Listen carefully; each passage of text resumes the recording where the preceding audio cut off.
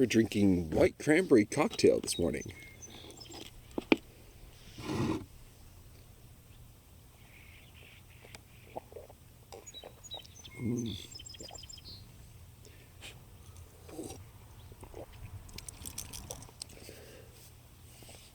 Hey folks, Thomas here. Welcome back to Mears Lab. In today's episode, I'd like to talk about a really cool method that I use to get better at things. I learned it a long time ago at an old job of mine, and I'm very grateful for this lesson because I've tried it a bunch of times and honestly, it works really, really well. And it's really simple and it's easy to do as well too. It's basically a 4-step progress about how to get better.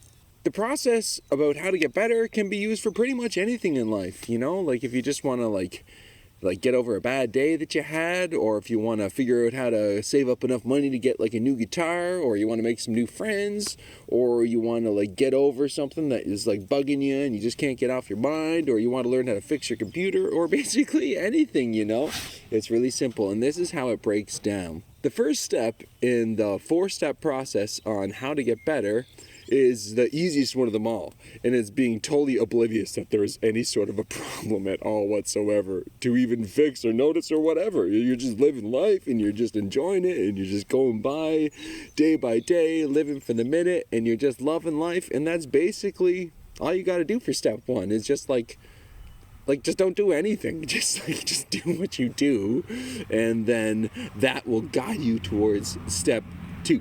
Step 2 is where the fun sort of starts, except it's not really all that much fun at all. It's actually kind of like the opposite of that. It's when you notice that there is something that you want to get better at, aka a problem, right?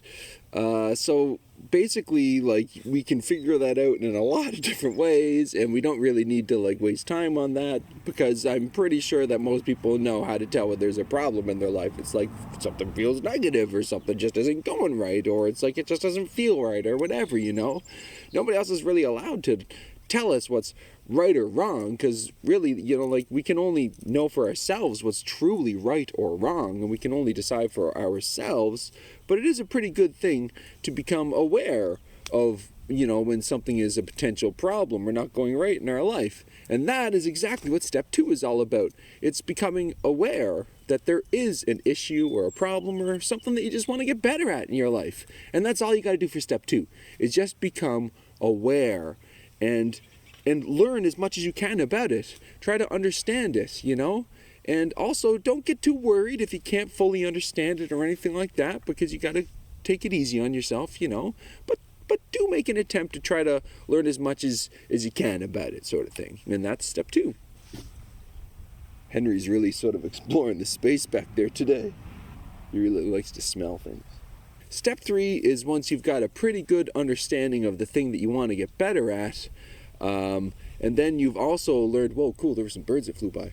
There's also, you've learned sort of okay, I think if I do this, that it might actually help to fix the problem now, right?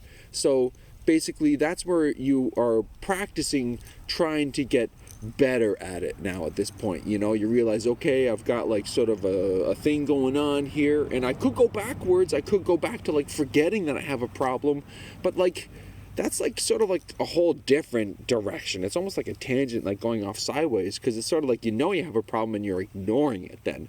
And we really don't want to do that sort of thing, Although that's okay too. Sometimes we got to ignore problems for a little while we figure it out, sort of thing, So it's okay to sort of switch between 1 and 2 a little bit, as long as eventually you do get on to step 3. It's pretty important to make progress, move forward, right?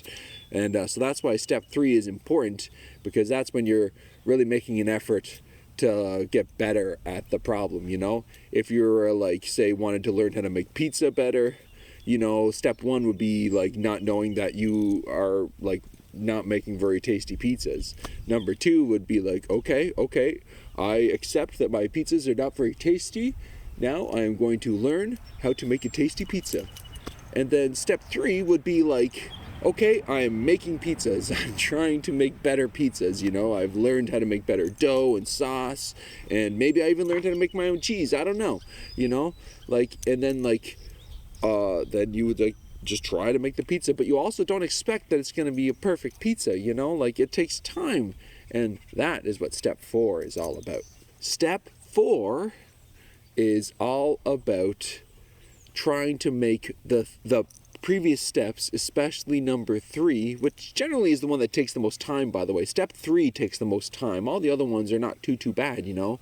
But step 4 is the one where you want to create sort of like a muscle memory from the things that you were doing in step 3. Step 4 is where you really want to not have to think about it anymore. You want it to just be natural.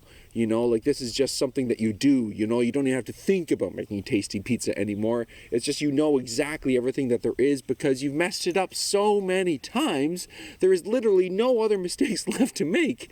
The only thing left is success at that point, you know, or your own definition of success, whatever that might be. Because once again, remember, you're the writer of your own story, and you have to hold the pen of your own story. Don't ever let somebody else hold the pen of your story, unless you want them to. That's also cool too, you know? Like, once again, you're the writer of your own story, you know?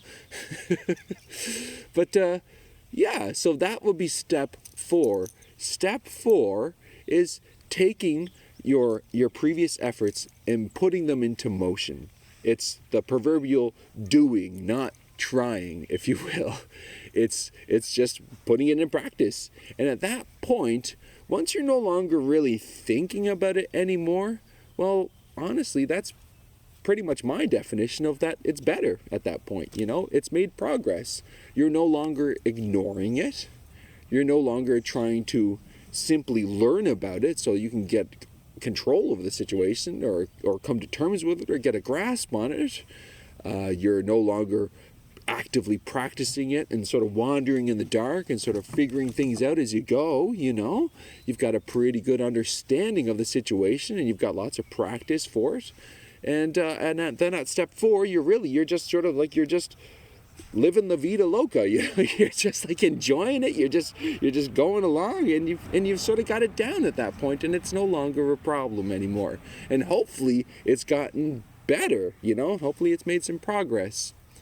Remember, you don't really need to make a whole lot of positive progress to get better. Essentially, like any progress whatsoever is better, really, like rationally and objectively speaking, you know.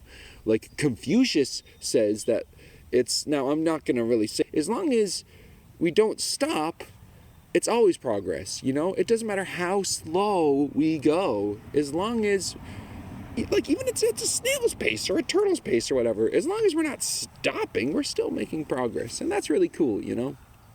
All right, folks. Well, I guess that sums up today's video about how to get better.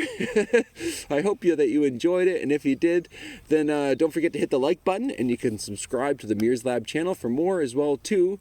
And by the way, I'm up on Patreon now. And if you'd like to support the channel, then that's a great way to do that, too. Thanks a lot for watching, folks. I really appreciate you listening, and I'll see you next time.